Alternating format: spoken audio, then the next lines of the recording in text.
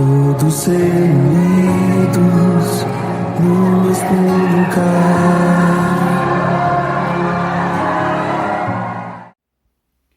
A paz do Senhor Jesus, parabéns a você que está aqui comigo, que está persistindo, né? Que está seguindo firme neste propósito, nesta caminhada, que está me acompanhando hoje nesse vídeo, né? Nesse capítulo de número 20. Hoje nós vamos fazer leitura, estamos nos encaminhando, né, para os capítulos finais, e por isso eu quero te parabenizar, porque a palavra do Senhor diz que a recompensa, né, é para aquele que perseverar até o fim. Você tem sido perseverante e está aqui comigo, por isso, né, não venha desistir, por mais que as coisas, né, venham acontecer para que você desista. Não desista, vamos comigo até o fim, resta pouco, né? E como Deus tem falado conosco nesses vídeos, como Deus tem enchido nosso coração, né, com a sua palavra, com os seus mandamentos, nos instruído, né, nos revelado algo a respeito daquilo que nós temos que manter, né, como igreja do Senhor. E hoje nós vamos então fazer a leitura deste capítulo. Vamos continuar a viagem de Paulo, né? Vamos continuar lendo, né, e entendendo a respeito de algumas coisas que aconteceram e de alguns ensinamentos que Paulo ele foi instruindo à medida que ele visitava, né, as cidades e falava com os seus filhos na fé, né, nas igrejas em que ele fundou, em que ele ajudou, né, a construir, levando a mensagem do Evangelho de Jesus. Então, o capítulo de número 20, ele vai dar continuidade à viagem de Paulo, né? Paulo está continuando a sua viagem missionária em direção às cidades, reforçando a palavra, encorajando a igreja, e ele permanece agora, ele vai para Macedônia, né? Ele vai partir rumo à Macedônia, passando pela Grécia e voltando, né, novamente à Macedônia. Ele vai acompanhado de 7 homens de Deus, né? Ele vai nesta viagem acompanhado de 7 ministros, né, do Senhor, 7 homens que foram encorajados pela igreja, né, a fazer a obra do Senhor. Entre esses homens está o jovem Timóteo, né? Nós sabemos que Paulo ele escreveu 2 epístolas direcionadas a esse jovem pregador, esse jovem obreiro da casa do Senhor que se destacou pelo seu caráter. Ele manteve, né, o respeito da igreja. A igreja admirava esse jovem pregador como um homem de Deus, um homem cheio do Espírito Santo, instruído pela mãe, criado, né, nos ensinamentos do Evangelho. Ele vai então partir juntamente com Paulo nessa viagem, acompanhado de mais 6 homens de Deus, né? Gaio e outros homens estão nesta viagem com Paulo. E então o versículo de número 3 vai dizer o seguinte: ele chega à Grécia, né? Como eu falei, ele vai para Macedônia, passa pela Grécia, e aí no versículo 3 diz assim: quando se preparava para navegar de volta para a Síria, descobriu que alguns judeus conspiravam contra sua vida e decidiu voltar à Macedônia. Então ele vai, né? Vai para Macedônia, passa pela Grécia, e da Grécia ele queria ir para outro destino, ir para a Síria, mas ele vai acabar voltando para Macedônia novamente por conta das perseguições, né, que são constantes no ministério, na missão, nas viagens deste apóstolo. Então, versículo de número 7 vai dizer o seguinte: agora ele está na Macedônia, agora Paulo e seus companheiros, né, de viagem, eles estão em Troade. ficaram por lá uma semana. E o versículo 7 vai dizer: no primeiro dia da semana nos reunimos com os irmãos de lá para o partir do pão. Paulo começou a falar ao povo e, como pretendia embarcar no dia seguinte, continuou até a meia-noite. Então eles estão em Troade. Agora Paulo está reunido com os irmãos num determinado local, né? Lucas escreve que eles estão numa sala superior, né? E Paulo ele vai viajar no dia seguinte, por isso ele vai estender o seu discurso, né? É o primeiro dia da semana, portanto é domingo. Ele está reunido com os irmãos para o partir do pão. Isso quer dizer que eles estão reunidos para realizar a Santa Ceia do Senhor. Eles estão reunidos, né, para relembrar o sacrifício do Senhor, para comemorar a Páscoa, a saída do povo do Egito. Eles estão reunidos para esse evento. E Paulo ele vai estender o seu discurso e Lucas vai escrever que ele vai continuar até a meia-noite. Esta sala é uma sala cheia de lamparinas, né? E essa situação nos leva a pensar que o ambiente estava quente, né? Estava cheio de pessoas, cheio de irmãos ouvindo a mensagem, o discurso de Paulo. Então nós vamos entender que ali estava um pouco abafado e essa situação vai levar um jovem a se debruçar sobre a janela para ouvir a mensagem de Paulo. Naquele tempo as janelas elas eram de madeira e a abertura, né, era como uma porta, era uma folha só. Esse jovem ele está debruçado, né? Eutico está debruçado nessa janela e como que o discurso de Paulo se estende, né? E aquele povo está ali ouvindo. Esse jovem ele entra, né? Ele vai adormecer, né? Ele vai adormecer e adormecendo, Lucas escreve que ele cai daquela janela, né, até o pavimento anterior, até o térreo, ele vai cair, né? Então, Lucas escreve como médico, né? Lucas escreve o seguinte: aquele jovem vai morrer com a queda. O versículo de número 9 vai descrever isso. O jovem cai, né, de 3 andares e morre. Mas quando isso acontece, né? Quando essa situação acontece, Lucas ainda vai descrever que Paulo desce do andar que ele está. Paulo está pregando, né? No andar superior, ele vai descer. Descendo, Paulo ele vai abraçar o jovem, né? Ele vai abraçar. E as palavras de Paulo para o povo que está escutando a sua mensagem, seu discurso naquele lugar, é a seguinte: não se desesperem, porque o rapaz está vivo. Estas são as palavras de Paulo depois de abraçar o jovem. Em seguida, eles vão subir novamente para o andar que eles estavam reunidos, vão comerem, né? Vão participar da ceia juntos, vão realizar esse ato de comunhão. E Lucas finaliza essa história dizendo que o rapaz volta para sua casa vivo. Então quer dizer que Deus realiza um milagre, né, durante a estadia de Paulo neste lugar, né?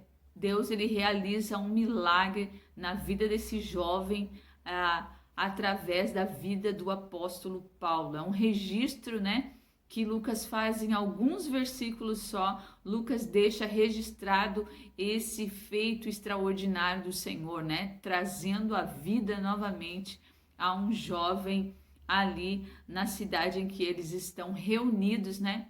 Num só propósito, um propósito de comunhão. E aí Lucas descreve que Paulo ele vai se estender o discurso dele, a mensagem como ele quer falar, né, a respeito de tudo que ele precisa, o encorajamento daquela igreja. Ele vai estender o seu discurso até o amanhecer. Mas o que importa é que o milagre aconteceu e esse jovem volta para casa, né, com vida. E então Paulo ele vai agora partir, né, no amanhecer, no outro dia, Paulo vai partir em direção a Assos. E essa esse direcionamento de Paulo, Paulo ele vai decidir ir por terra. Enquanto esses homens, né, esses homens de Deus que estão com ele, Timóteo, Gaio e os outros, eles vão pegar um navio e vão se direcionar à mesma cidade de Paulo. Eu não sei se você já participou, já passou por essa determinada situação, mas eu quero te encorajar nesse momento a relembrar dos momentos que você necessitou ficar sozinho com o Senhor. Paulo, neste momento, ele vai aproveitar, né, a sua viagem, né, o seu tempo por terra sozinho para falar com o Senhor. Nós entendemos que Paulo, ele era um homem que possuía intimidade com Deus. Paulo era um homem que tinha o seu espírito, né, os seus ouvidos, a sua mente bem aguçada para a voz do Senhor, sensível para a voz do Senhor. Ele entendia o falar de Deus, ele discernia a voz de Deus na vida dele. Então ele precisa desse momento. Jesus precisou desse momento a sós. Via ou outra, dia ou outro, nós vemos na palavra do Senhor Jesus dizendo aos discípulos: fiquem aqui, eu vou orar. Ou Jesus se distanciando da multidão e indo para um particular com o Senhor. Precisamos sim manter a comunhão, precisamos orar na igreja, precisamos orar com os irmãos, orar com as irmãs, precisamos orar com a nossa família, mas há momentos em que o nosso coração ele tem uma necessidade de orar no secreto com o Senhor. É ali no secreto com o Senhor que nós somos quem somos, né? Ali nós não temos vergonha, ali nós não mantemos aparência, ali o Senhor nos conhece verdadeiramente como nós somos. Ali os nossos sentimentos, eles são rasgados diante do Senhor, o nosso coração é rasgado diante do Senhor. Nesses momentos, no secreto, particularmente, muitas vezes a minha alma necessita entrar no meu quarto, fechar a porta e ir no secreto particular com o Pai, porque nós necessitamos dizer, né, ter uma intimidade com o Senhor só nossa, um momento só nosso com o Senhor. E é isso que Paulo vai fazer. Ele vai partir por terra sozinho, enquanto os irmãos, né, eles vão seguir para o mesmo destino de Paulo, porém, eles juntos em um navio. E continuando então, o versículo 17 vai dizer, versículo 16, vamos voltar um pouquinho. Paulo, ele tinha decidido, né, que ele não ia mais ir a Éfeso, né? A cidade de Éfeso foi onde ele instituiu muitas igrejas ali, muitas igrejas foram fundadas através da igreja de Éfeso, e Paulo dispõe no seu coração não ir mais àquela igreja, mas ele necessita falar com aqueles que ele deixou responsáveis por esta igreja. Então agora ele vai estar na cidade de Mileto, e lá de Mileto, né, já encontrou Timóteo, Gaio e os outros irmãos. Ele vai mandar chamar os presbíteros das igrejas de Éfeso, para que venham até Mileto, né, falar com ele. E esse momento vai ser um momento marcante na vida deles, um momento de encorajamento e um momento de despedida desses homens de Deus. E então, o versículo 18 vai nos dizer que quando esses homens, né, quando os presbíteros da igreja de Éfeso chegam até a presença de Paulo, né, Paulo vai começar a instruí-los, vai começar o seu discurso, vai começar, e eles vão entender, né, qual é o propósito dessa conversa, porque Paulo os chamou. E eu quero fazer leitura com você de alguns versículos, mas quero que você leia esse capítulo na íntegra, porque eu quero que o seu coração entenda, né, que Deus revele a você o profundo desse capítulo, o que essa mensagem tem para nos dizer. O versículo 18 então vai dizer que esses presbíteros chegam e Paulo começa a falar: vocês sabem que desde o dia em que pisei na província da Ásia até agora, fiz o trabalho do Senhor humildemente e com muitas lágrimas. Suportei as provações decorrentes das intrigas dos judeus e jamais deixei de dizer a vocês o que precisavam ouvir, seja publicamente, seja em seus lares. Então Paulo vai começar a relembrar eles, né, do início da sua trajetória, quando Paulo chegou pregando a palavra, dos ensinamentos de Paulo, quando Paulo pregava publicamente nas sinagogas, né?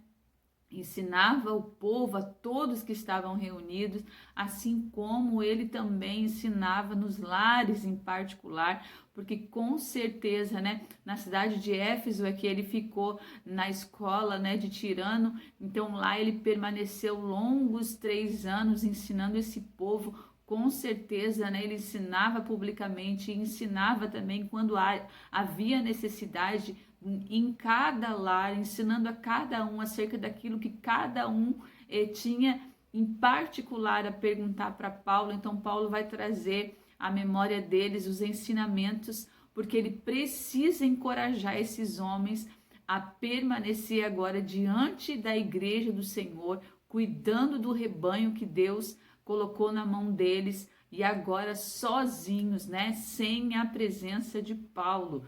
E aí Paulo vai continuar dizendo o seguinte, versículo 25: agora sei que nenhum de vocês a quem anunciei o reino de Deus me verá outra vez. Por isso que eu disse, Paulo começa encorajando eles, e acerca, né, à medida que ele vai fazendo, concluindo seu discurso, ele vai começando a se despedir, vai dizer a eles que eles não se verão novamente, né? Porque o Espírito de Deus, o Espírito do Senhor impeliu Paulo a partir em direção a Jerusalém. Ele diz, eu não sei o que de lá, né, me espera, o que lá me espera, diante de tantas provações, né, perseguições que ele já tem passado. Ele está agora se despedindo, e com certeza, né, a intimidade que ele tem com Deus, o Senhor, né, o instruiu a estar com esta igreja agora, instruindo eles agora a andar sozinhos, né, a andar no Evangelho de Cristo. E ele vai agora encorajar esses homens, dizendo a eles que muitas coisas poderão vir sobre o ministério, sobre a igreja, situações poderão surgir, né, no decorrer da caminhada deles. Ele vai dizer, olha, poderão e irão se levantar falsos mestres no meio de vocês, irão se levantar lobos, irão se levantar até mesmo homens entre vocês, falando acerca, né, de uma verdade que não é a verdade que eu ministrei, que eu ensinei, para que eles conquistem seguidores para si mesmo, né? Mas Paulo vai instruir no versículo 31, dizendo assim, portanto, vigiem. E a palavra de Paulo, né, ela permanece para as nossas vidas hoje como igreja, né? Porque muitas coisas no decorrer da nossa caminhada acontecem. E Deus, né, Jesus e o Senhor, eles sempre, a instrução é essa, vigiai, vigiai. E Paulo, mais uma vez, movido pelo Espírito de Deus, vai dizer a esses homens, olha, vigiai. Lembrem-se dos 3 anos que estive com vocês, de como dia e noite nunca deixei de aconselhar com lágrimas cada um de vocês. Mas agora eu os entrego a Deus e a mensagem da sua graça, que pode edificá-los e dar-lhe uma herança junto com todos o que ele separou para si. Então Paulo vai dizer, olha, vocês têm um rebanho na mão de vocês, que foi o Senhor quem confiou. Vigiai, cuidai deles, né? E cuidai de si mesmo, é o que Paulo vai colocar. Versículo 28, Paulo diz o seguinte, portanto, cuidem de si mesmo e do rebanho sobre o qual o Espírito Santo os colocou. É necessário que nós venhamos manter a nossa vida saudável com Deus, a nossa vida, né, em intimidade com o Senhor, próximo do Senhor. Como nós vamos levar o remédio, levar o socorro, levar a palavra se a nossa vida estiver doente, né? Nós temos que cuidar, né? Paulo deu essa instrução a Timóteo também, para que ele cuidasse de si mesmo, na epístola direcionada a Timóteo, ele vai dizer: Timóteo, cuide da sua saúde, nós precisamos cuidar da nossa vida, na nossa vida espiritual, da nossa vida física, do nosso corpo físico, precisamos nos manter, né, saudáveis para que a gente possa ministrar sobre a vida de outras pessoas. Então Paulo vai instruir esses presbíteros, né? Vai instruir esses homens, esses líderes de igreja, né? Se você é líder de ministério, líder de louvor, líder de oração, líder de igreja, líder de mocidade, a palavra de hoje para a sua vida é: vigie, cuide da sua vida para que você possa instruir a outros, busque o Senhor para que você possa levar o Senhor a outros, busque a presença do Espírito Santo para que você possa interceder, para que o Espírito encha aqueles que estão próximos a você. Você precisa se cuidar, você precisa manter a sua vida diante do Senhor para que você possa levar a mensagem, a presença do Senhor através de você para as outras vidas. E aqui então Paulo vai encerrar o seu discurso, né? Lucas vai escrever algo que ele com certeza, né, presenciou. Paulo está dizendo: olha, eu fui exemplo para vocês de tudo que vocês precisam fazer. Eu fui o exemplo. Versículo 35. Eu fui o exemplo constante de como nós podemos, com um trabalho árduo, ajudar os necessitados. Lembrando das palavras do Senhor Jesus: a bênção maior em dar do que em receber. Porque o Senhor sempre disse, né, que aquele que quer ser maior no reino de Deus, ele precisa servir. Nós estamos aqui para servir. Portanto, o que Paulo está dizendo a esses homens de Deus é que eles vão liderar uma igreja servindo, né? Atendendo às necessidades, aconselhando, indo buscar, orando, intercedendo, acolhendo, ensinando, né? Porque melhor é dar do que receber, né? E como nós vamos dar algo que nós não temos? Quando Pedro e João subiam à porta do templo e olharam para aquele mendigo que pediu uma esmola, eles disseram: olha, nós não temos dinheiro, prata, ouro, né? Mas nós temos algo que podemos te dar.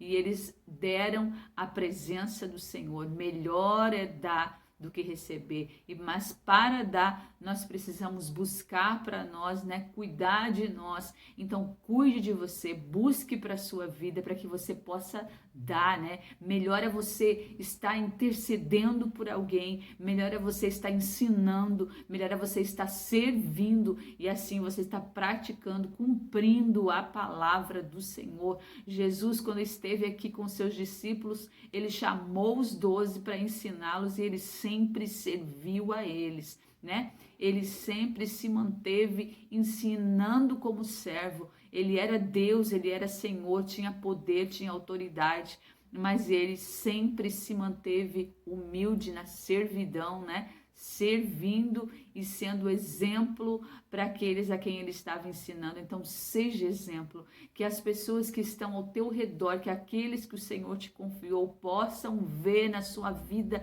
o exemplo, né? Possam ver um caráter de Cristo, possa ver palavras, possa ver atitude, possa se espelhar em você e possa desejar, né, essa intimidade que você tem com o Senhor, que você tem com aquele que te chamou e te confiou esse ministério. Lucas vai escrever dizendo que depois que Paulo ensina tudo que tem que ensinar, fala, né? Completa seu discurso, encoraja esses homens, instrui eles acerca das situações que podem surgir na caminhada do ministério. Eles vão se abraçar, eles vão chorar, eles vão, né, se cumprimentar com um beijo, se despedir, na verdade, porque no coração deles não é a saudade que vai ficar, mas é a certeza daquilo que Paulo falou, que eles nunca mais irão se ver.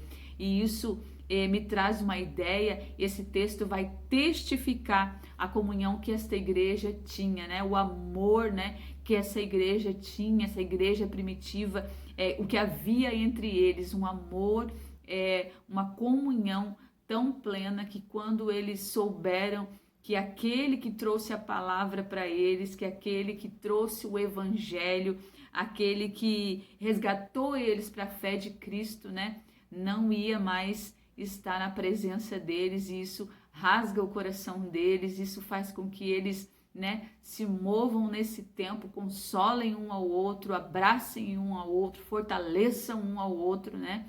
E aí Lucas vai terminar dizendo que eles choraram muito enquanto se despediam, abraçando, beijando, porque eles estavam entristecidos, né? Ao mesmo tempo que Paulo os encorajou, eles estavam com o coração tristes, porque Paulo tinha dito que eles nunca mais o veriam, né? Então eles vão acompanhar Paulo até o navio, né? Até o momento em que Paulo vai partir. Mas o que fica aqui nesse final desse versículo é esta comunhão, é essa ideia de amor, né?